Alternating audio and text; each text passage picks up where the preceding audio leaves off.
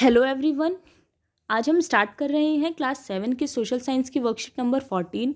Date है आपकी 13 नवंबर 2020। आज की वर्कशीट का आपका टॉपिक है समानता। अपने आत्मसम्मान को दांव पर लगाकर जीवित रहना अशोभनीय है। यानी अपनी सेल्फ रिस्पेक्ट को दांव पर लगा के जीना बहुत ज़्यादा मुश्किल काम है। आत्मसम्मान यानी जो हमारा सेल्फ रिस्पेक्ट होता है वो हमारी लाइफ का सबसे इम्पॉर्टेंट हिस्सा होता है।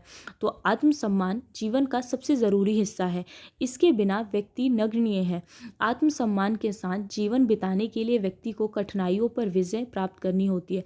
तो अगर हमें रिस्पेक्ट के साथ जीना है, सेल्फ रिस्पेक्ट के साथ जीना है, तो व्यक्ति को कहीं ना कहीं बहुत सी कठिनाइयों का सामना करना पड़ता है। जैसे कि हमारे डॉक्टर भीमराव अम्बेडकर ने किया था। केवल कठिन और निरंतर संघर्ष से ही व्यक्ति बल, विश्वास और मान्यता प्राप्त कर सकता है। मनुष्य नाशवान है, यानी कि जो मनुष्य है एक ना एक दिन उसकी मृत्यु होनी ही है। हर व्यक्ति को किसी ना किसी दिन मरना है, परंतु व्यक्ति को यह संकल्प लेना चाहिए कि वह अपने जीवन का बलिदान आत्मसम्मान के उच्च आदर्शों को विकसित करने और अपने मानव जीवन को बेहतर बनाने में करेगा।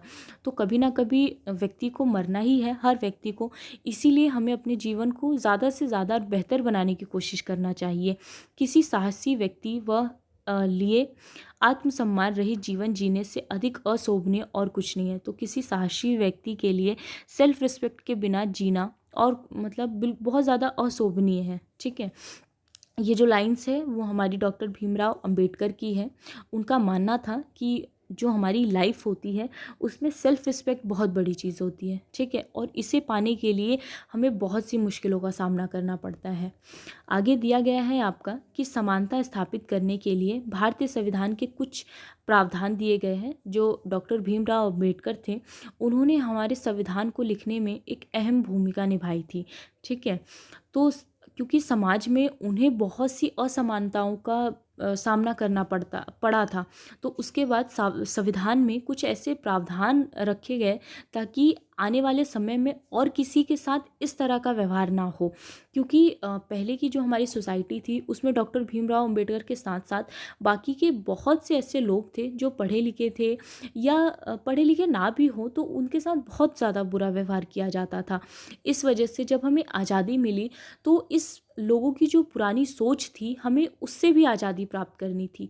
इसीलिए संविधान में कई सारे ऐसे प्रावधान किए गए जिससे जो पुरानी सोच थी, पुराना ढर्रा था, उसे ख़त्म किया जा सके। जैसा कि यहाँ पे दिया गया है, समानता स्थापित करने के लिए भारतीय संविधान के कुछ प्रावधान क्या क्या थे। तो फर्स्ट है हमारा कि कानून की दृष्टि में हर व्यक्ति समान है। चाहे वो किसी भी जाति का हो, किसी भी धर्म का हो, किसी भी लिंग का हो, हर व्यक्ति कानून की दृष्टि में समान है। किसी भी व्यक्ति के साथ उसके धर्म, जाति, वंश, जन्म स्थान एवं लिंग के आधार पर भेदभाव की मनाही थी।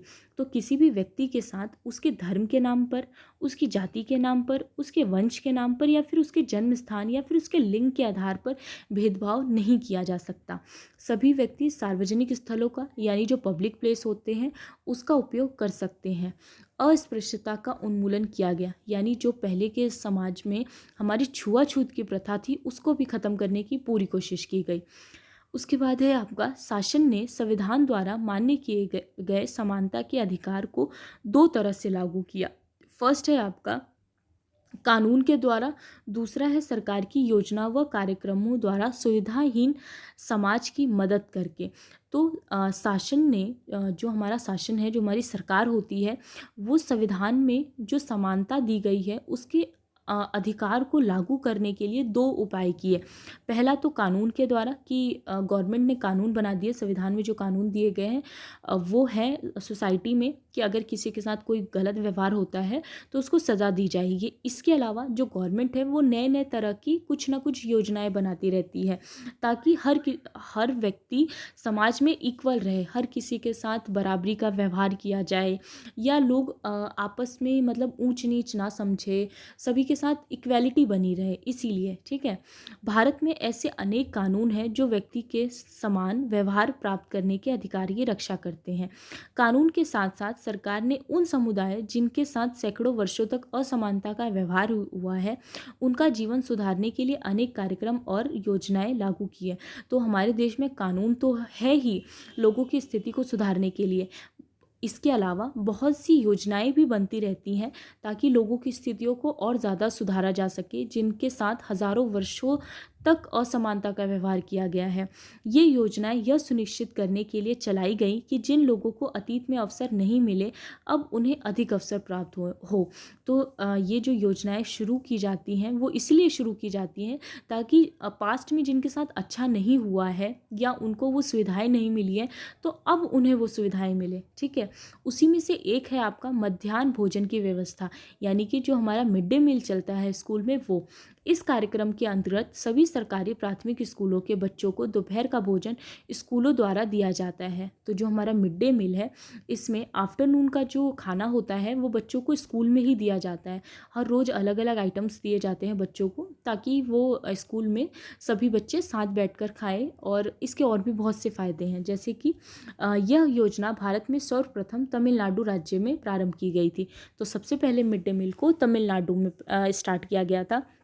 2001 में उच्चतम न्यायालय ने यानी हाई कोर्ट ने सभी राज्य सरकारों को इसे अपने स्कूल में 6 माह के अंदर आरंभ करने के निर्देश दिए। उसके बाद जब हाई कोर्ट को ये अच्छा लगा तो उन्होंने ऑर्डर दिया कि हर एक स्कूल में इसे 6 मंथ के अंदर ही लागू कर दिया जाए।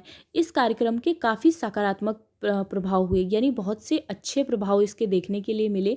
जैसे कि दोपहर का भोजन मिलने के कारण गरीब बच्चों ने अधिक संख्या में स्कूल में प्रवेश लेना और नियमित रूप से स्कूलों में जाना शुरू कर दिया।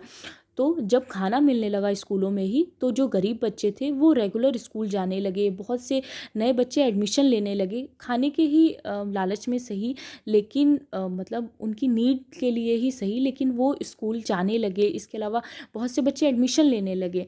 शिक्षक बताते हैं कि पहले बच्चे खाना खाने घर जाते थे और फिर वापस स्कूल लौटते ही नहीं थे, परंतु अब जब मध्याह्न भोजन स्कूलों में मिलने लगा, उनकी उपस्थिति में सुधार आया है। इस कार्यक्रम से जातिगत पूर्वाग्रहों को कम करने में भी सहायता मिली है। तो पहले के टाइम पे जब बच्चे घर जाते थे, जब मिड डे मील नहीं था, तो फिर वो वापस नहीं आते थे, लेकिन जब मिड डे मील मिलने लगा तो बच्चे स्कूल में ही रुकने लगे और उससे जो उनकी उपस्थिति थी उसमें काफ़ी सुधार आया।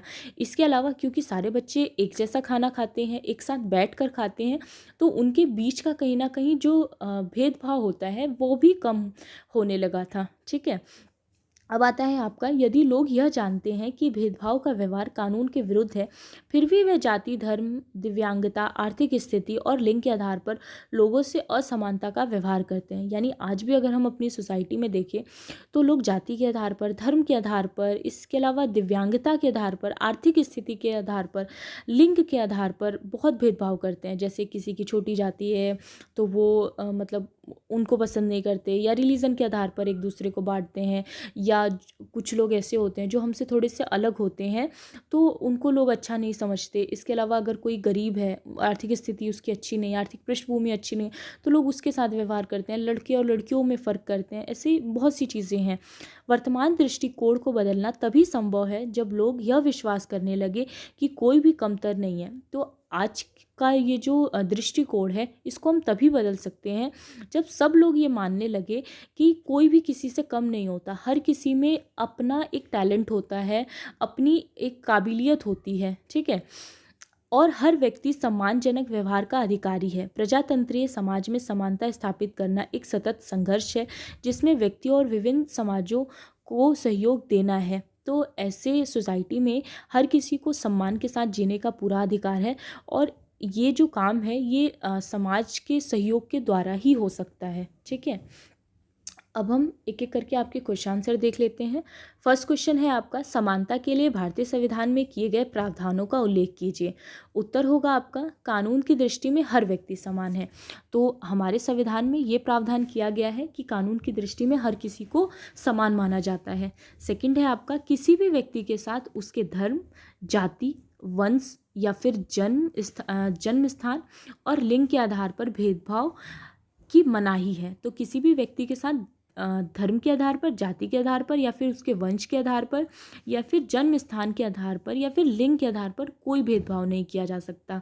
सभी व्यक्ति सार्वजनिक स्थलों का प्रयोग कर सकते हैं। तो पब्लिक प्लेस का, जैसे पार्क, कुओं, मंदिर, इसका प्रयोग हर कोई कर सकता है। सेकंड क्वेश्चन है आपका, मध्याह्न भोजन किस प्रकार समानता लाने में सहायक हुई है, वर्णन कीजिए। यानी कि हमारा मिड डे मील किस तरह से इक्वेलिटी लाने में बहुत ज़्यादा हेल्प करती है। तो आंसर हो जाएगा आपका मध्याह्न भोजन योजना से समतावादी मूल्यों के प्रसार में सहायता मिलती है। यानी कि हर किसी में मतलब समानता लाने की कोशिश की गई है इसके द्वारा। कक्षा में विभिन्न जातीय वर्ग के बच्चे एक साथ बैठकर खाना खाते हैं, जिससे उनके अंदर समानता की भावना आती है।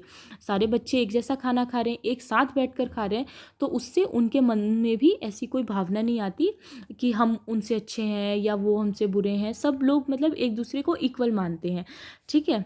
थर्ड है आपका कि लड़के व लड़कियों में अंतर खत्म करने में विशेष रूप से सहायता मिलती है। तो इसके द्वारा जो हमारा लिंग में भेदभाव होता था उसको भी ख़त्म करने में हेल्प मिलती है। थर्ड है आपका समाज में समानता स्थापित करने के लिए कुछ उपाय बताइए। तो आंसर हो जाएगा कि आर्थिक भेदभाव को दूर करने के लिए गरीबों के लिए योजनाएं चलानी चाहिए। यानी आजकल जो आर्थिक स्थिति लोगों की बहुत ज़्यादा ख़राब होने लगी है, तो इस भेदभाव को ख़त्म करने के लिए आर्थिक भेदभाव, क्योंकि लोग अमीरी गरीबी के आधार पर बहुत ज़्यादा भेदभाव करते हैं, तो इस चीज़ को ख़त्म करने के लिए गरीबों के लिए कुछ ना कुछ योजनाएं चलाई जानी चाहिए। इसके अलावा लैंगिक भेदभाव यानी लड़कों और लड़कियों में जो भेदभाव किया जाता है उसको दूर करने के लिए लड़के और लड़कियों को समान अवसर दिए जाने चाहिए।